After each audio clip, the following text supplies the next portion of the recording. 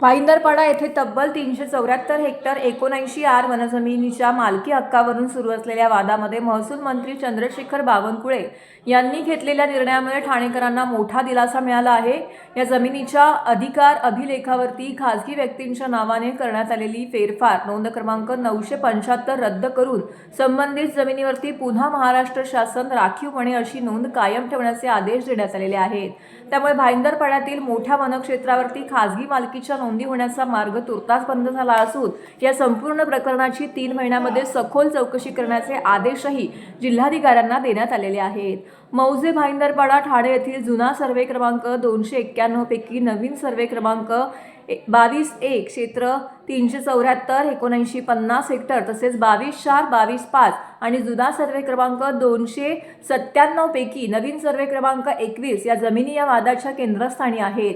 या जमिनीवरती पूर्वीपासून वन विभागाचा दावा असून संबंधित क्षेत्र भारतीय वन अधिनियमाच्या तरतुदीनुसार वन म्हणून अधिसूचित करण्यात आल्याचे वन विभागाने महसूल मंत्र्यांसमोरील सुनावणीमध्ये नमूद केला आहे। महाराष्ट्र महसूल न्यायाधिकरणाने 5 मार्च 2015 रोजी दिलेल्या निर्णयामध्ये संबंधित जमीन वन या संज्ञेत येत नसल्याचं नमूद केलं होतं। या निर्णयानंतर फेरफार नोंद क्रमांक 975 प्रमाणित करून अधिकार अभिलेखावर खासगी व्यक्तींची नावे दाखल करण्यात आली आहेत। महाराष्ट्र शासन राखीव वने ही नोंद कमी करण्यात आलेली आहे। मात्र या फेरफार नोंदीच्या प्रक्रियेवरती महसूल प्रशासनाने आक्षेप घेतलाय। उपविभागीय अधिकारी ठाणे यांनी 1 ऑगस्ट 2015 रोजी फेरफार नोंद क्रमांक 975 आणि संबंधित फेरफार नोंदी रद्द केल्यात।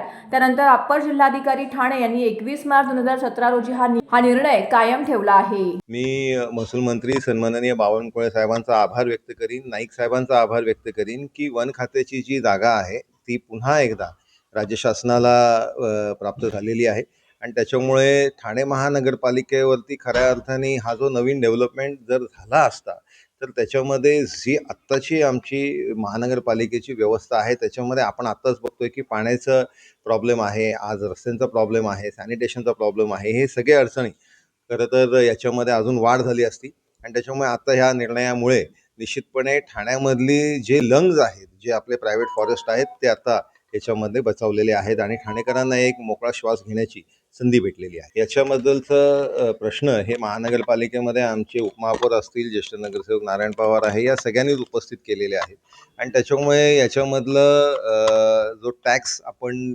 ची मुभा त्यांना दिली, त्याचबरोबर हा TDRचा विषय आहे, याच्याबद्दलची ही तक्रार ज्यावेळेस बावनकुळे साहेब ठाण्यामध्ये आले होते त्यावेळेस या सगळ्या लोकांनी केलेली आहे। त्याच्याबद्दलही निर्णय नजीकच्या काळामध्ये हे घेतील असा विश्वास आहे।